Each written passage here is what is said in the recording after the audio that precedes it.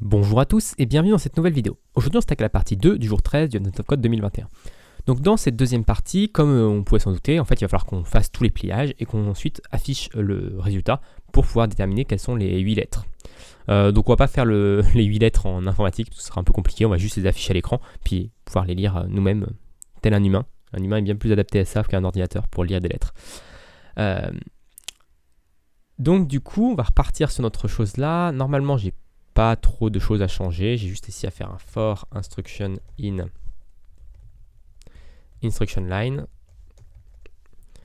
Tac. Ici, ça, tout ça c'est bon. On va faire un let mut part1 est égal à false. Et donc à la fin, on va faire if not part1 println ça et part1 est égal true. Voilà.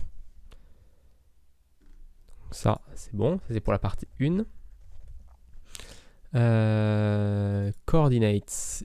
Ici, on peut juste faire un comme ça.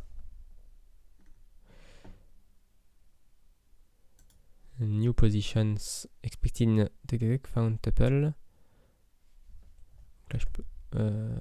Constraint borrowing. Pourquoi borrowing? Ah oui, d'accord. Ok.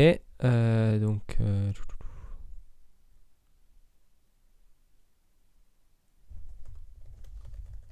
Je sais pas si je peux faire.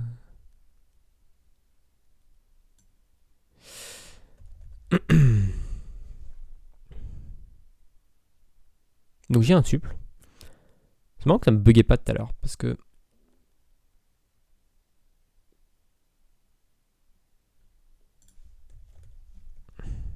Et là il me dit.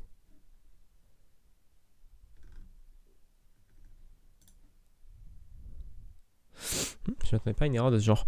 En gros, il me dit que ce qui est logique, c'est que la variable ici, je la crée, ensuite je l'insère, et ensuite elle va être drop à la fin de la.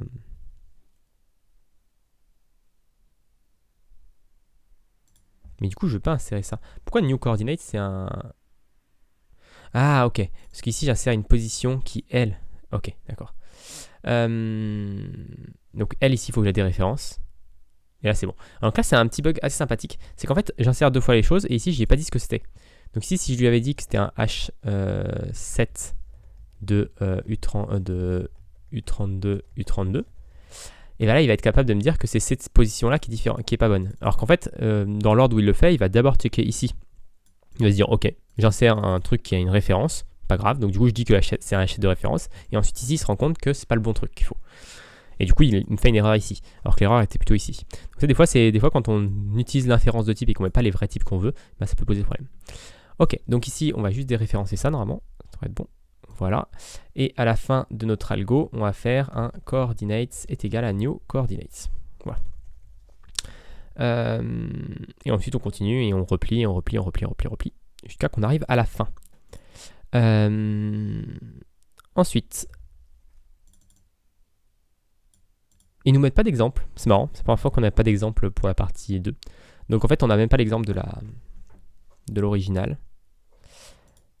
Enfin, si on a l'exemple de l'original un petit peu, si on peut tester quand même avec raw input, voir si on a le bon truc.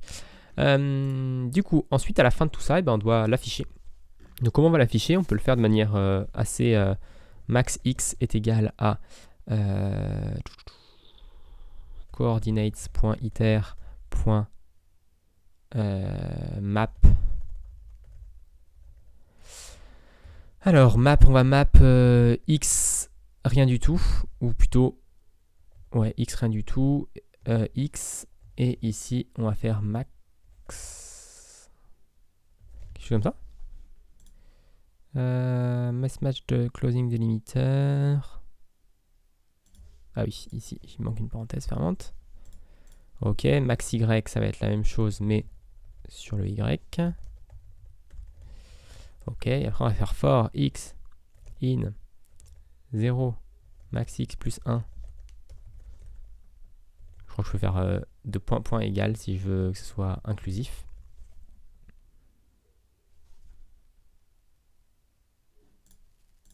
Alors max, ça me renvoie un option, donc on va faire un wrap. C'est au cas où s'il n'y a pas de valeur max pour tourner vide. Expecting integer found U32. Donc là, on va le déréférencer. Ok. D'ailleurs, il faut qu'on commence par Y. Donc on va faire for Y in 0 max Y. Hop. Et du coup, ici, on va faire un print. Tac. Donc if coordinates.contains xy. Donc si ça contient, else si ça contient pas. Donc si ça contient, on affiche quelque chose. Donc si ça contient, on affiche ça. Si ça contient pas, on affiche un point par exemple. C'est comme dans l'exemple ce qu'ils nous mettent. Voilà, et à la fin d'une ligne, on fait un println pour afficher un retour à ligne. Ici c'est Y. Et je crois que ça devrait être tout. Donc si je repars sur test input et que je relance cargo run bin 13, on obtient bien notre carré. Donc maintenant si je repasse sur raw input et que je relance, alors c'est pas ultra lisible.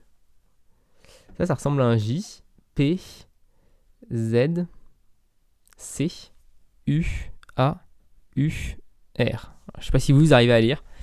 C'est pas ultra lisible. Peut-être que je devrais juste afficher une espace ici. Ce serait peut-être plus lisible qu'avec un point. J, P, Z, C, U. Alors, J, P, Z, C, U, A, U, R. Voilà, donc c'est rare, je me rappelle pas avoir déjà eu un truc avec des lettres plutôt que des chiffres ici. Et c'est la bonne réponse, donc on a récupéré notre 26e étoile, on a fini notre jour 13. Donc voilà pour cette vidéo, j'espère qu'elle vous a plu. Si vous vous a plu, n'hésitez pas à vous abonner à la chaîne et à la partager autour de vous. Et puis moi je vous donne rendez-vous très rapidement pour la suite de ce Advent of Code 2021.